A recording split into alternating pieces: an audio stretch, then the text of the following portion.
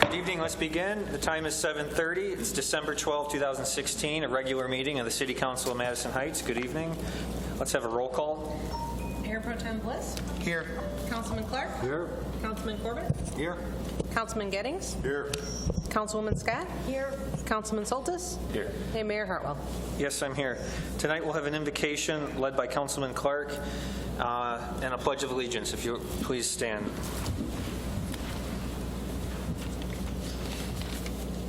Heavenly Father, we understand that there are those who are in need of comfort and kindness. Open our eyes to their problems and let our ears hear their voices of need. Help us to show our love by serving others. Amen. I pledge allegiance to the flag of the United States of America and to the republic for which it stands, one nation, under God, indivisible, with liberty and justice for all. Thank you. Please be seated. Are there any additions or deletions to the agenda? All right, we don't have any presentations tonight, but we do have a public hearing, A1, which will be special approval number 1608. Mr. Myers? Yes, Your Honor. Special approval is required for outdoor sales in the M1 district. This location at 660 West 12 Mile Road has previously received special approval for both the Home Depot use as well as outdoor sales within the existing garden center. Home Depot is now asking for a permanent outside display area for plant sales in front of the garden center as well as for compact power equipment. Home Depot has sought and received special approval for outdoor sales in the past and now wishes to have ongoing approval in the same area without the need to apply each year. In addition, they seek to display power equipment in 5 parking spaces at the northeast corner of their existing front parking lot. Parking for the site exceeds the minimum requirements of the zoning ordinance, even with the 5 spaces taken up by the proposed power equipment display area. The proposed hours of operation are Monday through Sunday from 6 a.m. to 10 p.m. The Site Plan Review Committee has reviewed the site plan and has no additional comments to address. Thank you. First, this is a public hearing, so I'll open the public hearing. Does anyone want to address City Council on Home Depot's request for outdoor display? Now is the opportunity. No one has risen. I'll close the public hearing. What's the wish of City Council?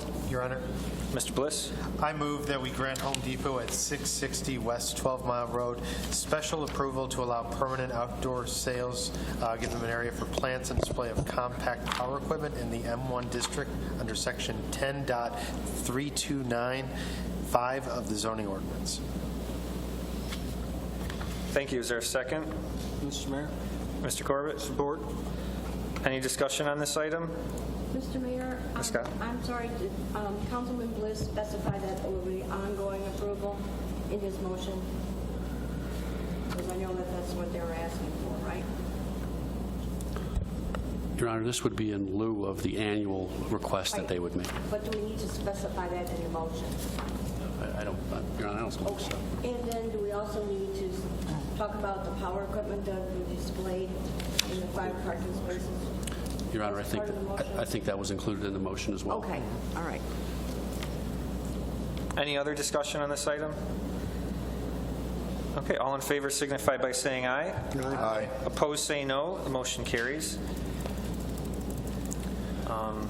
Reports on agenda of interest to parties and audience. Okay, now we'll do meeting open to the public. If anyone would like to address City Council on any subject, now's the time. Good evening, ma'am. Hello, my name's Gloria Moore. I live at 27368 Dartmouth. Friends of the Madison Heights area senior citizens is having another third Tuesday meeting open to the public. That's going to be at Wilkinson at 7 o'clock, December 20th. We're going to have beverages and snacks, and everyone is invited. Also, over at the Cambridge Nursing Home, Regina Hughes is still requesting volunteers to help them with the seniors. Thank you. Thank you very much. Would anyone else like to address City Council? Meeting's open to the public. Okay, we'll close that. communications, there are none, but we do have a report, D1, from the city manager. Mr. Myers? Yes, Your Honor. Staff and I are very pleased to report that the Michigan Senate has unanimously approved legislation, that's Senate Bill 1068, sponsored by Senator Nolenberg, that would eliminate local cost sharing for limited access state trunk line construction projects, notably the I-75 modernization project for Madison Heights. Under this bill, the Michigan Department of Transportation would be required to cover any cost that is not federally funded. Staff and I have prepared a resolution that we would ask for council to approve to send to our legislators in support of Senate Bill 1068. Thank you, sir. What's the wish of City Council? Mr. Mayor. Mrs. Scott? I motion to approve the approval of the resolution in support of Senate Bill 1068, which concerns state trunk line funding. Thank you. Is there support? Mr. Mayor. Mr. Gettings? Support, please. Thank you. Any discussion? Mr. Mayor, Mr. Corbett? just an acknowledgement of the work of Senator Nolenberg and his office and staff, and also our Senator Gregory, who is supporting this effort. It means a lot of money to communities like Madison Heights. I won't repeat a well-documented record on behalf of this council, but we appreciate it, and we're hopeful that this might be a very pleasant Christmas gift we get. Thank you. Thanks. Any further discussion? All right, the motion, excuse me. Was there more discussion? I'm sorry. No?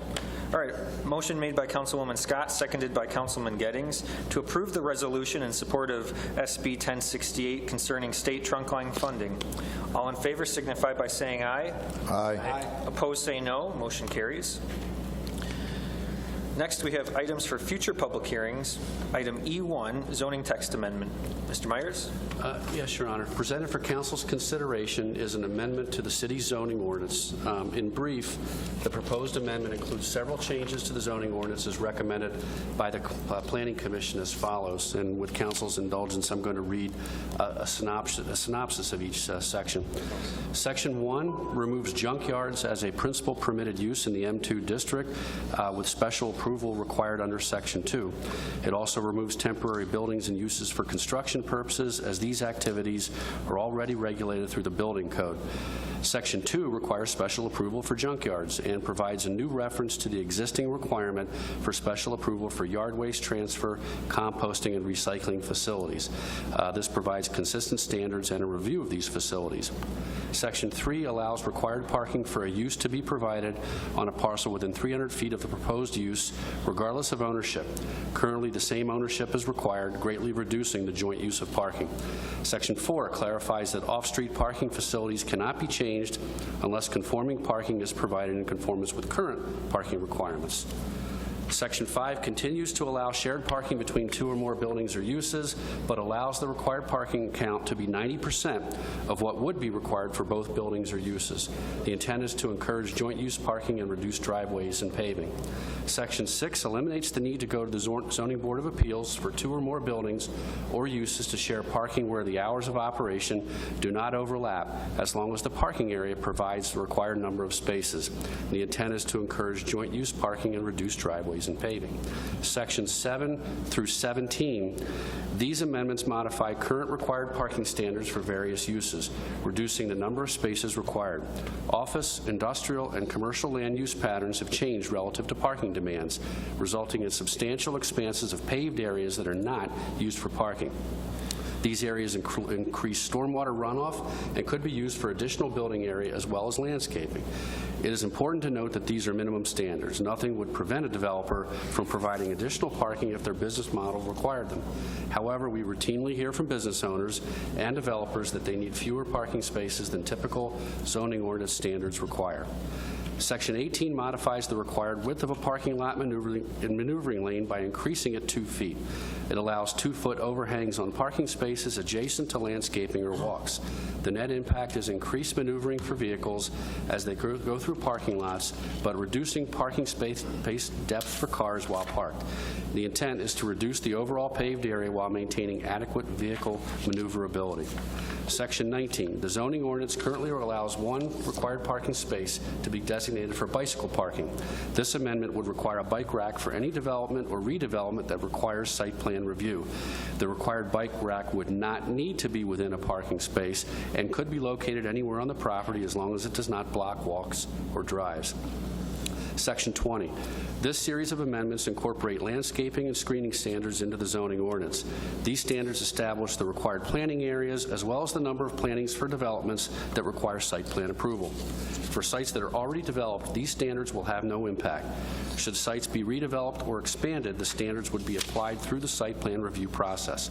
There is an exception clause that recognizes the intent of the impact of these standards on developed sites that are redeveloped, allowing for flexibility in application of the standards in those instances. In addition to the benefits associated with increased landscaping on the aesthetic character of new development, these areas will greatly increase pervious areas on properties. This will have a beneficial impact on our stormwater systems, allowing rainwater to soak into the ground, as well as reducing peak stormwater flows into the storm sewer system. Finally, when coupled with the required parking standard reductions discussed before, the impact of these standards on developable area on a given site will be offset. In other words, reduced parking standards will increase the area for landscaping. And finally, Section 21, the screen wall provisions have been consolidated into the landscaping and screening section discussed above. Therefore, this amendment would delete the current standards and reference the new standards. Mayor and Council, the Planning Commission has reviewed and discussed these proposed revisions at multiple meetings and conducted the legally required public hearing on November 15th regarding the revisions. Following the public hearing, the Planning Commission passed a motion unanimously recommending approval of the proposed amendment to City Council. The City Attorney's Office has reviewed the changes and indicates that the Planning Commission has complied with the relevant local and state laws regarding amendments to the zoning ordinance. Accordingly, staff, the Planning Commission, the City Attorney's Office, and I recommend that Council adopt the proposed amendment, Ordinance 2116, on the first reading and schedule a public hearing for the January 23rd, 2017 regular Council meeting.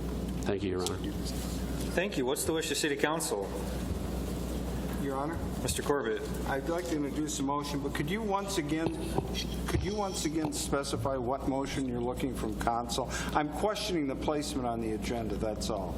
Yes, it's first reading and scheduling the public hearing for January 23rd. All right, then I would move to adopt on first reading the zoning text amendment 1501, which relates to Ordinance 2116 on first reading and schedule for the January 23rd meeting, the public hearing attendant to it.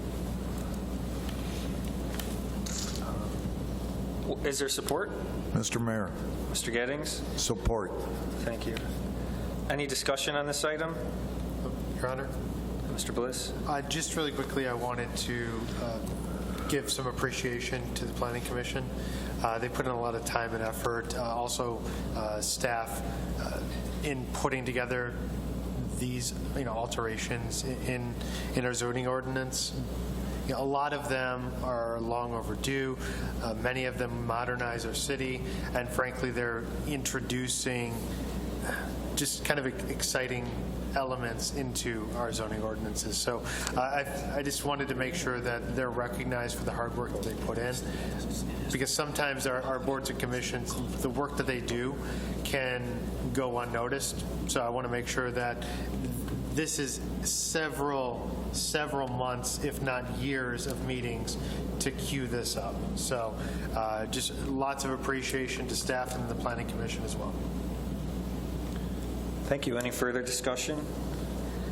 Mr. Mayor, I'll actually reserve specific comments to the January meeting to see if there's any public comment. I just wanted to, over the course of the past, certainly the last few months, if not the last year, I've had a number of conversations with different folks in the community. The most recent one was a few months ago. It was related to a school item, and somehow this topic came up. I think maybe there was a Planning Commission meeting member or something, and questioning the requirement for the bike racks. And I think I think in the long run, I think that is a forward-looking approach. And I would hope that if there are people who have concerns about it, they might come out at the January meeting and give the council and staff a chance to address it specifically. I think that we require, we don't think it's unreasonable to require businesses to have parking spaces for people with cars. I don't think more and more people are riding bikes to work. That's a fact. So I don't think it's unreasonable to make accommodations in the workplace for that also. I know that aspect has been controversial somewhat, and with conversations, and I've done some listening, and I really haven't had an opinion up until this point. But I think as you look at the totality of this recommendation, I think it's very solid. I think it's very forward-looking. I think the Planning Commission is to be applauded for this product, and I think it's excellent, in my opinion. Thank you, sir. Thank you. Any more discussion? All right, let's see. We had a motion made by Councilman Corbett, seconded by Councilman Gettings. First, to adopt on first reading zoning text amendments 1501 related to ordinance number 2116, and second, to schedule a public hearing for the January 23rd, 2017 regular council meeting. All in favor signify by saying aye. Aye. Aye. Opposed, say no. Motion carries. There are no bid awards tonight, but we do have an ordinance, G1, Ordinance 2118. Mr. Myers? Yes, Your Honor. As part of the 2016-17 goal proposal process, Council approved Proposal T, which includes a revision of the false alarm ordinance to extend false alarm fees past the 7th false alarm. Currently, our ordinance provides for false alarm fees up to the 7th false alarm in a calendar year. However, at 7 false alarms, the current ordinance stops the fees and mandates criminal prosecution. Based on the practical difficulties with prosecutions, such as issuing violations to employees with no control over the alarm system and determining the proper responsible party when the business is incorporated out of state, the proposed amendment would extend the false alarm fees to continue past the 7th false alarm. In addition, the ordinance provides that the false alarm fees are established by Council's resolution. Council will also be asked to consider a proposed resolution establishing a progressive fee system starting at $100 for the 3rd false alarm response and going up to a maximum of $500 for the 7th and subsequent false alarm responses. As reported by staff, this fee structure is in line with other area municipalities. Staff, the City Attorney's Office, and I recommend that Council adopt Ordinance 2116 on the first, 2118 on the first reading. The proposed fee resolution will be scheduled for Council's consideration following second reading on January 9th. Thank you. What's the wish of City Council? Mr. Mayor. Mr. Corbett? Sir, I move to adopt on first reading Ordinance 2116 related to false alarms, Good. and schedule the next hearing or the next reading on the 9th of January. On what date? 9th of January, I think, was requested. Thank you. Is there support? Mr. Mayor? Mrs. Scott? Second. Thank you. Any discussion on this?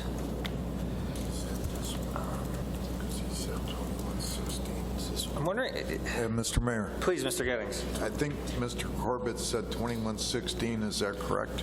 Yeah, Okay. I think that's what I heard too. Your Honor, that was a misprint in my comments. It should be 2118. Oh. Well, what he said. Right. Good rule. I Is it believe possible, did we have a report of how many times, how many cases we've experienced this at each level? First offense, second offense, and so on? I mean, are we talking handful of complaints or hundreds of complaints a year? Your Honor, Chief Haynes is here. Good evening, Chief Haynes. Good evening. If I may, as far as 7th alarms go, as far as 2014-15 fiscal year, we issued 31 violations. We do not keep track of, well, I shouldn't say we don't keep track. We keep track of first offense, second offense, third offense, but it would be well into the hundreds per year to answer that question. Mr. Chief, if I could, Mr. Mayor. Are most of those businesses, or are they some residential too, or? There are a few residential, but by and large, mostly businesses. Thanks, Corey. Yes. Thanks, Chief Haynes. Any other comments from City Council? Okay, we have a motion made by Councilman Corbett, seconded by Councilwoman Scott, to adopt on first reading Ordinance 2118 concerning the false alarm ordinance amendment, and to set the second reading public hearing for January 9th, 2017. All in favor signify by saying aye. Aye. Opposed, say no. Motion carries. We have no unfinished business, so can I please have a motion regarding last month's minutes? Your Honor, Mr. Bliss, I move that we adopt the minutes from the regular council meeting on November 28, 2016 as printed. thank you, sir. Is there a second? Mr. Mayor, Mr. Corbett? support. Any discussion? See, all in favor of adopting the minutes as printed from 11/28/16 signify by saying aye. Aye. Opposed, say no. Motion carries. Next are appointments to boards and commissions. Are there any nominations tonight? Hearing none. We do not have an executive session meeting tonight, so before we adjourn, I'll ask if there are any closing comments from City Council. We'll begin with Mr. Corbett. And my Christmas gift to everybody will be to be brief this evening. First of all, congratulations to the DPS and the guys over there for another terrific job on the roads. I know the social media lit up at some point over compliments for everybody, so congratulations for that. Another stunning success. Best wishes to everybody for a happy holiday season, Merry Christmas, and a successful and prosperous New Year. Thank you. Thank you. Mr. Bliss? Yes, Your Honor, I too will be short. I second Councilman Corbett's words. According to the DPS staff, I think our roads crews came out and did an admirable job in what was really difficult conditions. A lot of the communities around us, I drove out with my family, and they weren't as good. It's an old, very old statement. We keep recurring that same exact thing where we say that our roads crews are better than those around us. Our residents say it. We echo that same sentiment year after year after year, but year after year after year, it's true. So hats off to them. Hats off to our public safety workers for being out there in that weather and keeping us safe. And Merry Christmas and Happy Holidays to everybody at home. Thank you, sir. Mr. Giddings? Thank you, Mr. Mayor. Just want to mention the passing of a longtime city employee, Dennis Darzinski. Passed away suddenly a few days back, and he'll be thoroughly missed.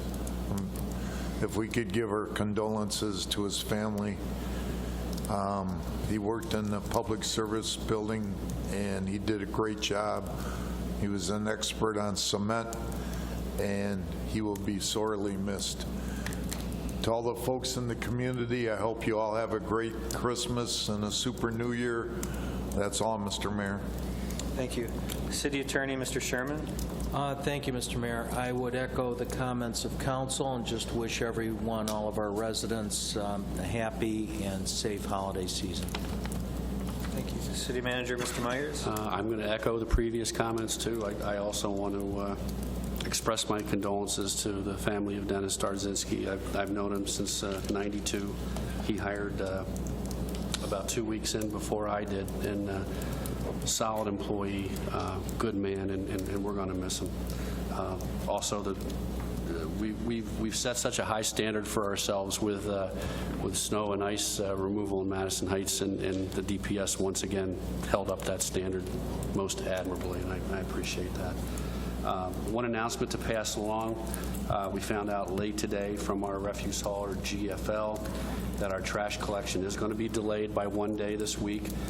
So instead of a Monday, Friday route, it's going to be Tuesday through Saturday, and that's consistent with what we've heard from other GFL communities. But we've sent out the Nixle alert. It's on our social media. It's on our website. It'll be on cable. So we apologize for any last-minute inconvenience caused by that. And last, Your Honor, just to wish everyone a happy, healthy, and safe holiday season. Thank you. Thank you. City Clerk, Mrs. Prince. Just happy holidays and Merry Christmas to everybody. Thank you. Thank you. Mr. Clerk. Just one thing, Mr. Mayor. I was born with a Merry Christmas. I was raised with a Merry Christmas, and I'll die with a Merry Christmas. So Merry Christmas to everyone, and have a happy and safe New Year. Thank you. That's all. Thank you. Mrs. Scott. Thank you, Mr. Mayor. On November 23rd, my dearest husband, who is sitting in the audience, suffered a very dizzy spell, and so especially because he asked me, I called 911 just to make sure everything was okay. And I wanted to make special recognition to the 4 gentlemen firefighters that appeared that night and took Jack to the hospital to make sure he was okay. As always, they performed their duty expertly, and I felt very secure with them there. And ironically, 2 days before, we had seen this gentleman, Sergeant Peter Portner, sworn in as our newest sergeant, and he was the one that came there. So that was really nice. He was also assisted by Matt Arnold, Brian Cajun, and Alan Reuter. I think Jack and I both are so happy to be living in a city where you're going to get good response from everybody, police and fire. So we're very fortunate. I also wanted to thank all of our city employees who have worked so hard all year to make this a great city, especially to our DPW and the work that they do for us whenever we have a snowstorm. You really don't have to get as fearful anymore because we know the crews are going to be at work and making sure that we can all get to where we need to be. So I wanted to thank them for all their hard work and all the work that I know is going to be coming up. Councilman Clark gave me a little book tonight for the Historical Commission. It was presented by State Senator Bill Huffman several years ago, and it's called Michigan, a Home to Be Proud Of, and it features several things in Michigan the way that existed then. And I thought an interesting part that I would pass on, it has all the Michigan counties listed. There are 83 of them, as you know, and how they got their name. And Oakland County was named because of the abundance of oak trees in the county, and that was organized in 1820. So I thought that was interesting. All the county are featured, so how they got their names. I also wanted to make sure that everybody knew that on Friday, during the lunch hour, so between probably 11:30 and 1:30 or 2 o'clock, the historical rooms will be open because the employee luncheon will be down in that area. So we are going to have the historical rooms open. You can come and see our latest efforts and what you're doing to preserve our history. And of course, we always welcome contributions from all of our citizens as to what they went through when they were living in Madison Heights and how it's changed. We love those kind of stories, and we'll be publicizing them at some point, we hope. That's all, and very happy holidays to everybody. Thank you very much. Thank you. Mr. Soltis? Nothing tonight, Your Honor. Thank you. I had prepared with the help of the city manager's office, an end-of-the-year report. But instead of reading it tonight, I'm just going to have it published to the website, which is we usually do, because I just want to end the year with my most sincerest condolences to the family of our employee Dennis Dardzinski, who passed away last week. We're reminded that life can be too short, and we care about each one of our employees, and so it breaks our heart and all of our hearts that we won't have Dennis with us these holidays. So with that, I'll close this year, and I look forward to a new year. Is there any further business before the council? Hearing none, the meeting's adjourned. Sorry. I didn't want to read through that. We're going to talk about hens. Well, We could do a trivia. All right.